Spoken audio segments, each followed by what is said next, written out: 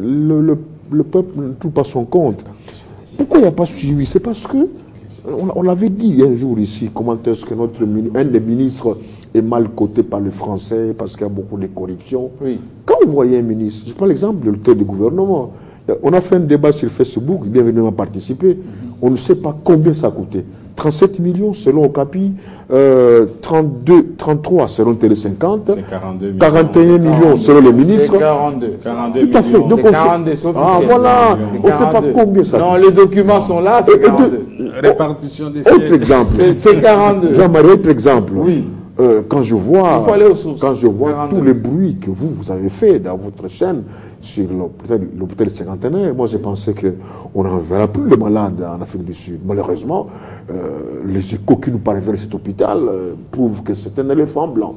Voilà un peu l'État. Mais là, on n'est pas dans les sujets, on est l'État. dans du concrétisé déjà. Je dis que votre question est très difficile. Oui. Je sais d'y répondre. Allez-y.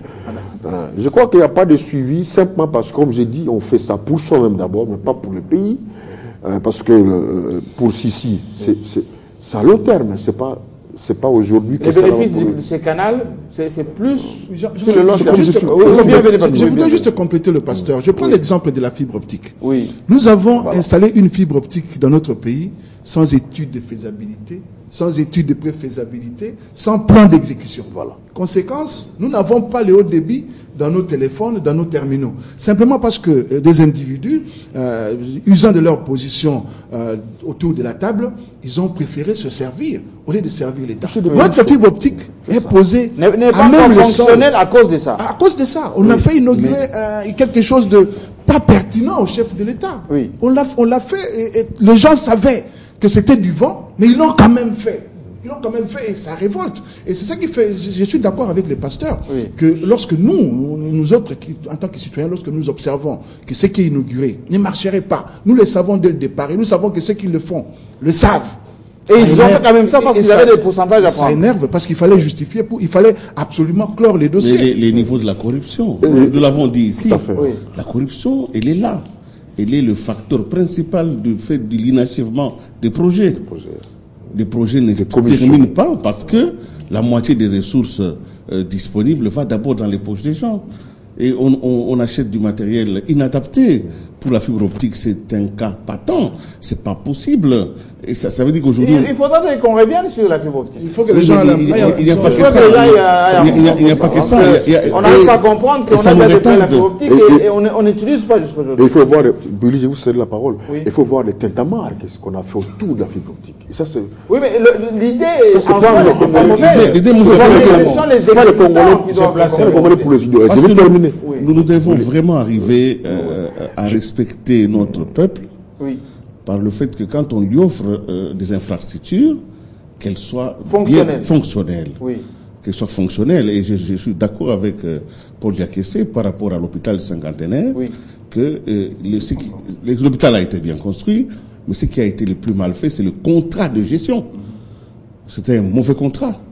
Quelqu'un est venu, il a peut-être vendu du vent, et il n'a pas su amener les vrais médecins. Donc les équipements sont là, mais là il faut apporter... C'est les hommes, et des moyens et les moyens. Le coût même, je suis allé avec un membre de famille dans cet hôpital pour un petit examen. Vraiment de rien du tout, mais ce qu'on m'a demandé, quand j'ai comparé à ce qu'on me demandait à l'hôpital général de référence, en tout cas, mais on a affiché maintenant les tarifs même à l'entrée principale. Oui, mais en fait, le problème, c'est le personnel. Le personnel, au départ, la volonté y était. L'expertise étrangère le chef du gouvernement, mais c'est l'expertise qui a posé problème et il faudra quand même... Il faut rectifier. Je vais laisser une remise le dossier économique que bienvenue où il est maîtrise très bien. En donnant un exemple, une illustration. Si j'ai bien suivi le PDG de la SNEL, il a dit que je regrette, enfin pas qu'il regrette, il dit mais j'aurais souhaité que le montant affecté pour le taux du gouvernement fut donné à la SNEL pour terminer. Non mais il ne faut pas mélanger. Attends, je vais terminer. Laissez-moi terminer. Je vais terminer la citation. C'est un projet, mais il ne faut pas non plus mélanger. Laissez-moi terminer ma citation. Ce qu'il a dit, si ce montant était affecté à la SNEL allait être capable de produire autant le tête du gouvernement. C'est ce qui n'est pas vrai, parce que la SNEL a plus de moyens que ce qui a été affecté au tête du gouvernement. Justement, c'est un problème réel, il faut le soulever, parce que je ne m'imagine pas qu'au moment où nous tournons cette émission, si vous allez à la foire internationale de Kinshasa, où il y a des activités foraines, c'est éclairé. Mais le quartier, tous les quartiers de la commune de Lemba en face sont dans le noir. On ne sait même pas suivre la télévision. Cette émission, j'ai doute fort comment nous parlons ici dans la commune de Lemba, la population la suit. Et pourtant, cette commune, c'est l'une des communes les plus prestigieuses de ce pays. Mais qui regorge d'une université. Je suis quand même étonné. D'une université là, il parle aussi importante.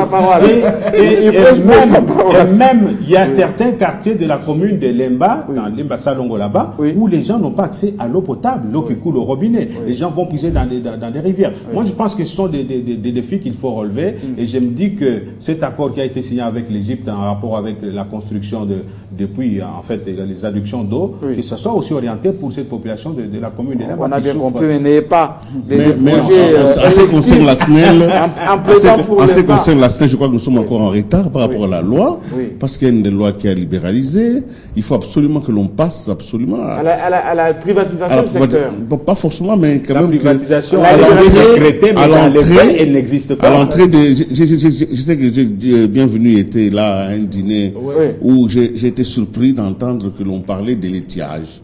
Bon, on voulait expliquer que l'eau du fleuve a baissé. C'est pour ça qu'on n'a pas de courant. Ça revient encore, hein. Ça revient encore.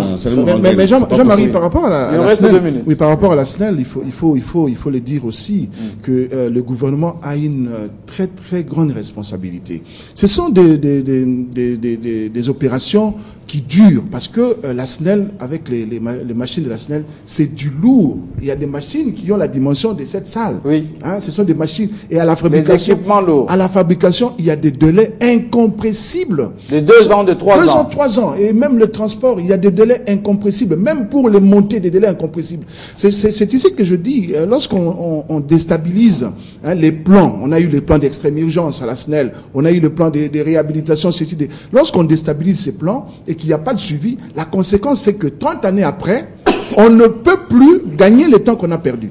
Et c'est ce que nous vivons aujourd'hui avec la SNEL. Nous n'avions pas fait de réhabilitation, on n'a pas fait le curage des canaux d'amener, le sable s'est accumulé, et alors que le Blanc, quand il avait conçu ce canal, ça devait être curé régulièrement pour qu'il n'y ait pas de sable, pour que la quantité d'eau, même pendant l'étiage, qu'il y ait de l'eau, il faut qu'il y ait suffisamment d'eau. Donc on ne nous amène pas l'excuse.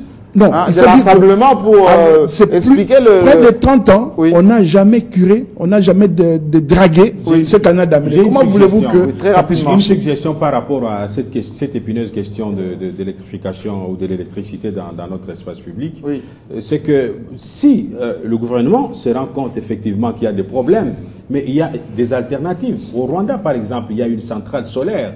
C'est la province du Kasaï central qui vient d'acquérir aussi cette centrale solaire avec 4000 panneaux solaires qui vont pouvoir générer 3 mégawatts pour électrifier toute la ville de Kananga et même les environs, parce que la technologie est telle qu'on ne verra jamais des panneaux solaires sur des poteaux électriques comme à Kinshasa. Il y a des panneaux qui sont concentrés dans une centrale bien sécurisée, ça génère l'électricité qui passe par les câbles de la SNEL.